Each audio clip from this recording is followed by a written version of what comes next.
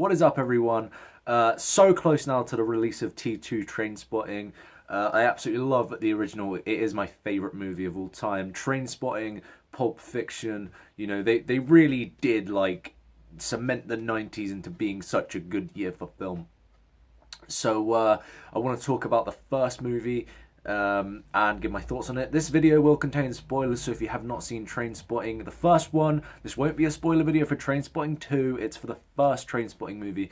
If you've not seen that, then turn off this video now, because I'm going to spoil it. So yeah, let's talk about Trainspotting. So this was really the movie that sort of propelled Ewan McGregor into stardom. You think about it, he was in this movie in like 96. I think maybe 3 years later he played Obi-Wan Kenobi. How mad is that? That is crazy.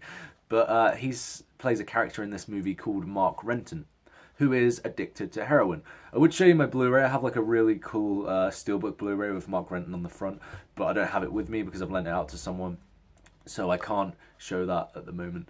But yeah, so this movie follows Mark Renton, who is a heroin addict, and his friends Sick Boy, Spud, and Begbie, and Tommy, who are all, different. They're all different in their own rights. Begbie's sort of a crazy psychopath who won't do drugs. Well, he won't do heroin, but he's still mental, and he starts bar fights and everything. And you've got Tommy, who is with his girlfriend, and they break up, and he ends up moving on to doing heroin. Like, he wants to try it, and he becomes addicted. So that's his story. And then Spud's sort of the one that's like sort of dim-witted. He's that stupid friend, but you love him. He's so lovable.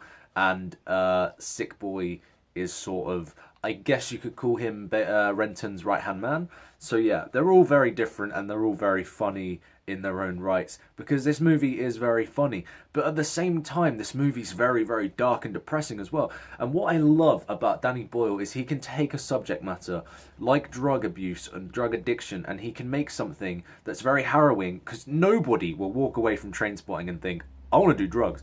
I want to take heroin. Nobody will do heroin after watching this movie. And people say this movie will glorify it. At the beginning, admittedly, Trainspotting glorifies heroin use, yes. But do you know why? Do you know why they do that? Because they have to. Because they have to put across the point that this is why teenagers and people enjoy doing drugs.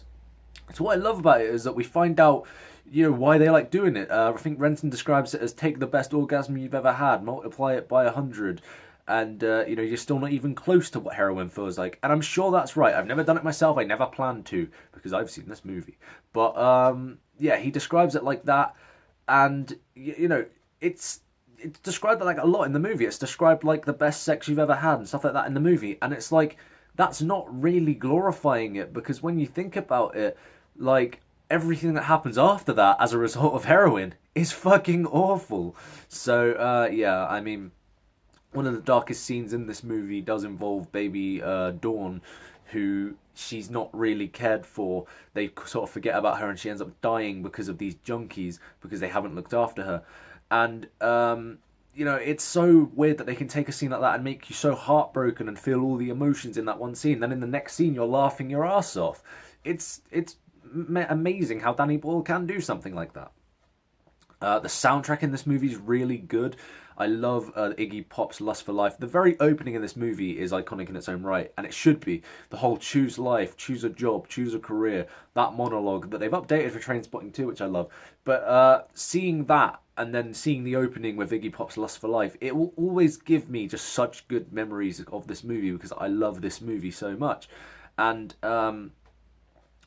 so if you listen to the soundtrack of this movie without watching it, it's still a perfectly good soundtrack, but watching it with everything that happens in the movie is even better. The very last scene with Underwood's Born Slippy is also very good, but I'll talk about that a bit later because there's other things to talk about. But, yeah, I mean, all the lead actors in this movie, they just do such a good job, and I think my favourite character was probably Begbie, because he's probably the character that Mark obviously gets the most development, and he's obviously the main focus of the entire film. But with Begbie, he's such a layered character. You want to know why he's so violent and such a psychopath, and why he looks down upon his friends for doing drugs and doing heroin, but at the same time, he's a mentalist, and he's like beating people up in bars, so maybe he's a bit contradictory in saying that. Maybe he's a bit contradictory in saying to Renton, you should give up the heroin. Well, maybe Begbie should give up bar fighting. So yeah, it's very interesting to look at it like that as well. But you know, there are some like really really weird scenes, and the thing is, I do have a phobia of needles, and that's why I could never touch drugs anyway. Well, touch heroin anyway.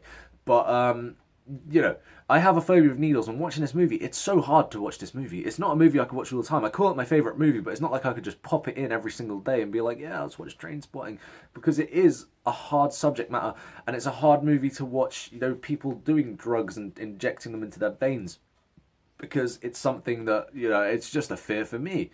And I mentioned Pulp Fiction and this being my favourite movies, and they both deal with that sort of thing, so it's kind of weird to think about that.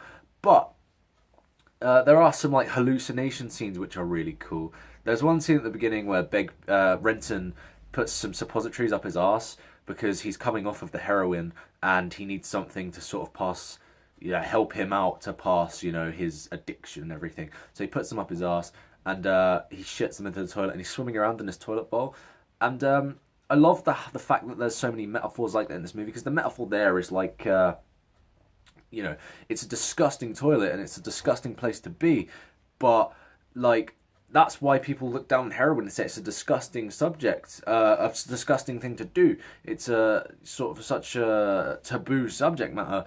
And it's like, I guess what they were doing in this scene was showing Renton, you know, climb into this toilet that's disgusting and full of shit and condoms, but he's swimming around in it and it's such a clear water, it looks so nice and so peaceful.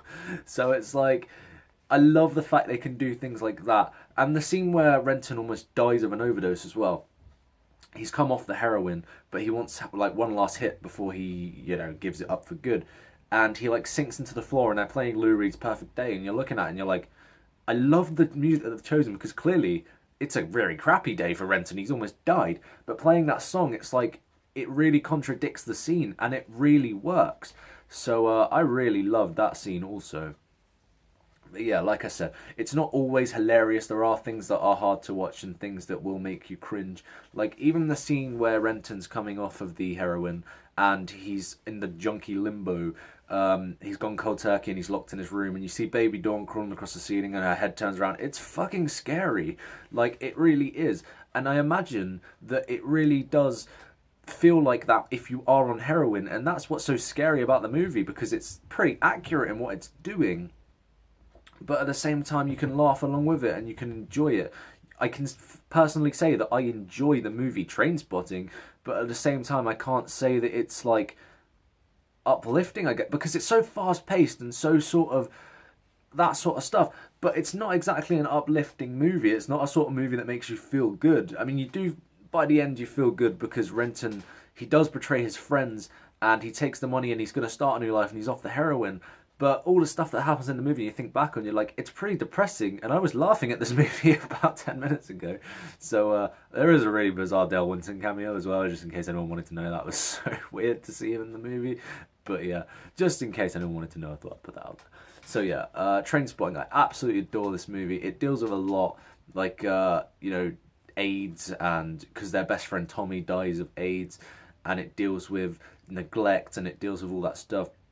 Even deals with sort of you got being careful with underage people, because there's a scene with Renton and Kelly MacDonald's in this movie. I think it was her first movie, and her character was supposed to be like 15, very old looking 15-year-old, but yeah, she's like 15 in this movie.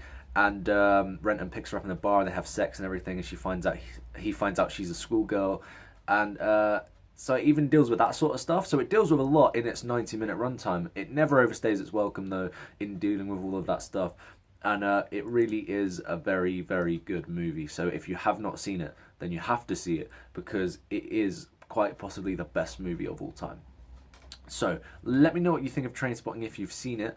And are you going to see T2 Trainspotting? Are you excited for T2 Trainspotting? It's such a weird title. Why didn't they just call it Trainspotting 2? Or Porno, like the book. But anyway, so let me know what you think of this movie, and let me know what your thoughts are on Trainspotting 2 when that is out. So thank you guys for watching, and I will see you very soon.